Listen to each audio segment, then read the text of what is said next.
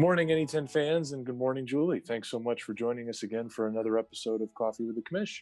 Good morning. Good to be here.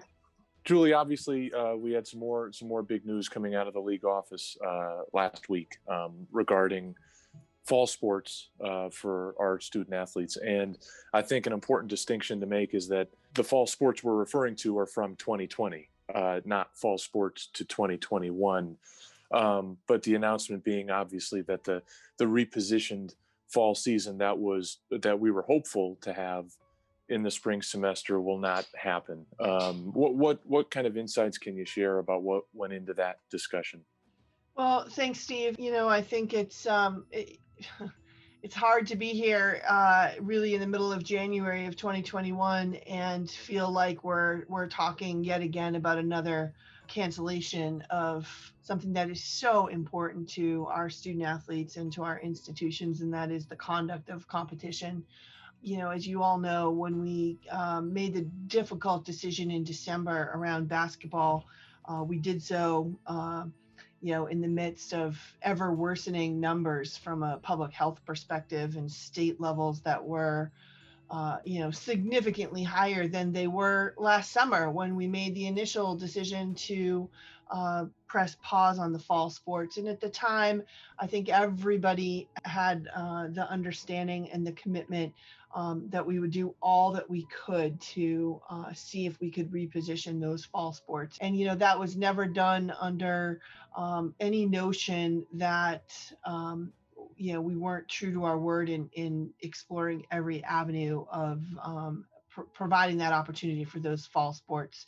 And in the end, after the decision was made in December about our winter sports, especially related to conduct of competition indoors, we got into January with an outlook that is, quite frankly, just as bleak over the next few months. And we're facing, a crush on resources. And when we really, and I say we collectively, the directors of athletics and our very talented and dedicated athletic trainers, and then our administrations with our vice presidents and presidents sat down, it really became an almost insurmountable challenge to mandate league-wide competition for these fall sports, whether it was concern for hosting an indoor sport, concern over physical readiness for what is necessary to compete in the sport of football.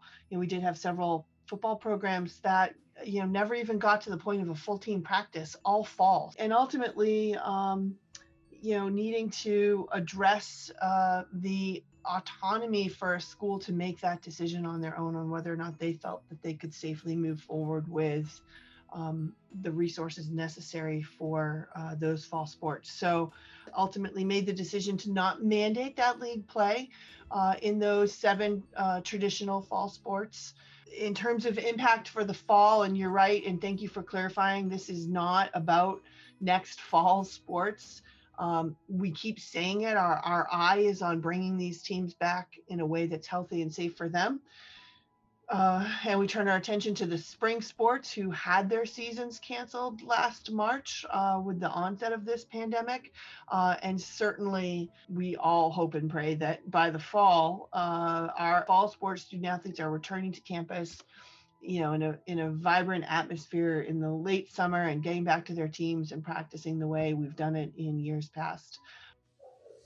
In terms of the fall student athletes and the winter student athletes as well now, with the last month or so of announcements, where can they, how would you suggest that they go about finding out what their school's plans are, what their team's plans are? Where can they get those answers that they're looking for in terms of what they will be allowed to do this coming semester? I think really the experts and the go-to people reside on those campuses. So for the sports whose seasons are now not going to include formal NE10 competition, the best resources will be your coaches, your athletic department administrators who are really working day in and day out to figure this and plot this forward. Certainly for the spring sports student athletes, our commitment remains as strong as it's ever been. And as you've alluded to, thus far about spring sports student athletes and the league's commitment, every institution's commitment to being able to bring back spring sports in full force. What do you feel is the timeline on schedule releases, anything like that? What can the spring athletes look forward to over the next 6 to 8 weeks?